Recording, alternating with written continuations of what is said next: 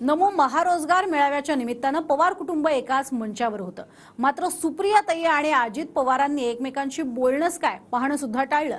शरद पवार आणि अजित पवार यांच्यामध्ये आबोला दिसला। पाहूयात।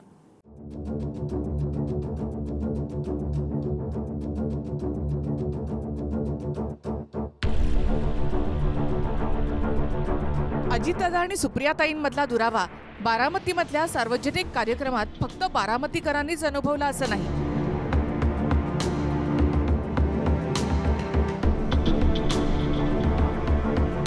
तर मीडियाच्या कॅमेऱ्याच्या माध्यमातून ताई दादांमधला दुरावा संपूर्ण महाराष्ट्रानं पाहिला।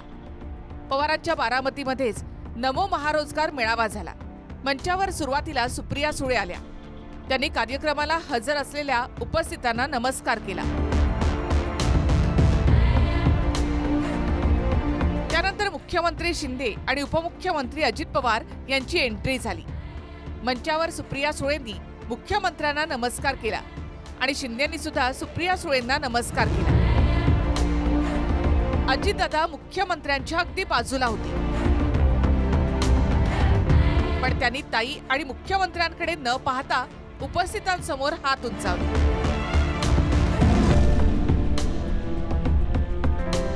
त्याचवेळी शिंदे आणि दादांच्या मागच्या बाजूने सुप्रिया सुळेंनी उपमुख्यमंत्री फडणवीसांना नमस्कार केला।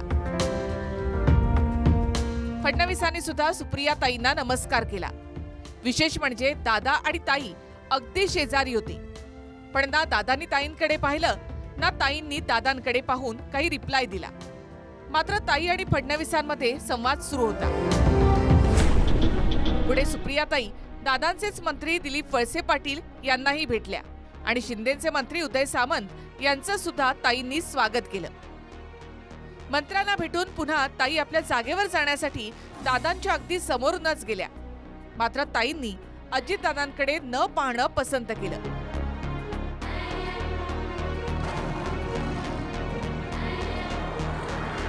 दुसरीकडे फडणवीस आणि शरद पवार यांच्यामध्ये मात्र चांगला संवाद पाहायला मिळाला।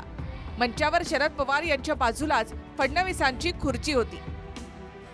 पवारांनी एक कागद सुद्धा फडणवीसांना दिला। कदाचित एखादं निवेदन वगैरे असावं। तो कागद फडणवीसांनी नीट वाचला आणि नंतर खिशातही ठेवला। त्यानंतर शरद पवारांसोबत फडणवीसांचा हसतमुख असा संवादही झाला। पण जे ताई आणि दादांमध्ये दिसलं त्याचप्रमाणे शरद पवार आणि अजितदादा यांच्यामध्ये सुद्धा तो दुरावा दिसला। मंचावर पवार काका पुतण्यामध्ये कुठलाही संवाद झाला नाही। भाषण सुरू होण्याआधी हे सारं काही कॅमेऱ्यामध्ये कैद झालं। नंतर भाषणाच्या वेळी अजित पवारांनी बारामतीला महाराष्ट्रामध्ये नंबर 1 चा तालुका करणार असा शब्द बारामतीकरांना दिला।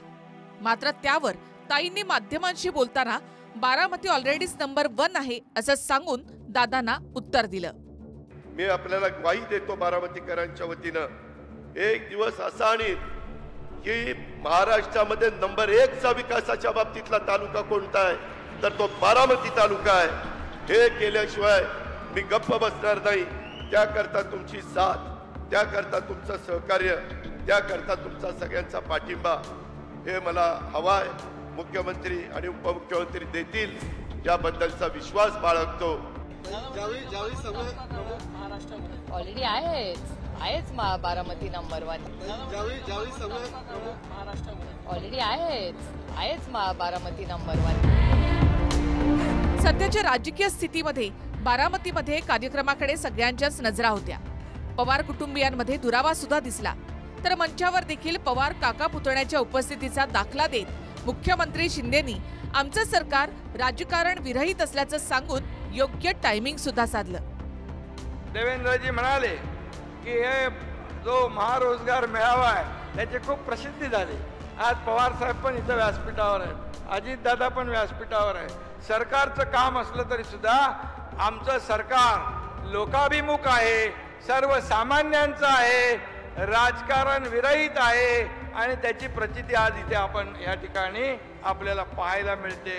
राजकारण हे असतं, पण जिथं त्याची नवीन करतो आहोत, नव्या पिढीला आधार देत आहोत अशी भूमिका असेल तर त्या ठिकाणी सगळ्यांनी सहकार्य केलं पाहिजे आणि तीच भूमिका घेऊन आम्ही मुख्यमंत्र्यांना आणि त्यांच्या सहकार्यांना खात्री देतो की मुलांच्या हातांना काम देण्याच्यासाठी जे जे तुम्ही कराल त्या सगळ्या गोष्टीला आम्हा लोकांची साथ राहील एवढीच खात्री या ठिकाणी देतो.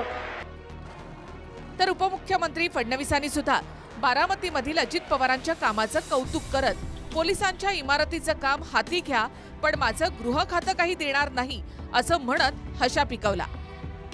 एक गोष्ट या निमित्ताने मी दादा तुम्हाला विनंती करू इच्छितो, तुम्ही स्वतः लक्ष घालून इतक्या चांगल्या इमारती बांधल्या.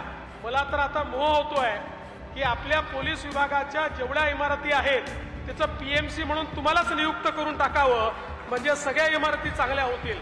अर्थात दादा मला हळूच हे म्हणू शकतात की PMC का, खातच मला द्या, मी चांगल्या इमारती बांधतो. ते देणार नाही, ते माझ्याचकडे ठेवेल, पण तुमची मदत मात्र सगळ्या चांगल्या इमारती बांधण्याकरता निश्चितपणे घेईल.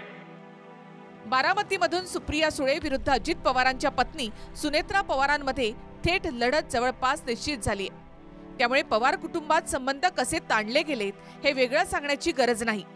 मात्र रोजगार मेळाव्याच्या आधी शरद पवार, सुप्रिया सुळे आणि सुनेत्रा पवार एका बैठकीमध्ये एकत्र आले होते. पण ही नियमित बैठक विद्या प्रतिष्ठान या शैक्षणिक संस्थेची असल्याचं सांगण्यात आलं. त्यावर सुप्रिया सुळे यांनी सुद्धा अधिक बोलणं टाळलं. मीटिंग झाली गव्हर्निंग काउन्सिलची विद्या प्रतिष्ठान, त्यात काय झालं? मीटिंग नव्हती, गप्पा गोष्टी. आर्टिफिशियल इंटेलिजन्सची एक मोठी लॅब बारामतीत होती, त्याची सविस्तर चर्चा AI वर आता सगळी झाली, त्याची माहिती आम्हाला देण्यात आली. सागर सुरवसे आणि योगेश बोरसेसह प्रदीप कापसे, TV9 मराठी, बारामती.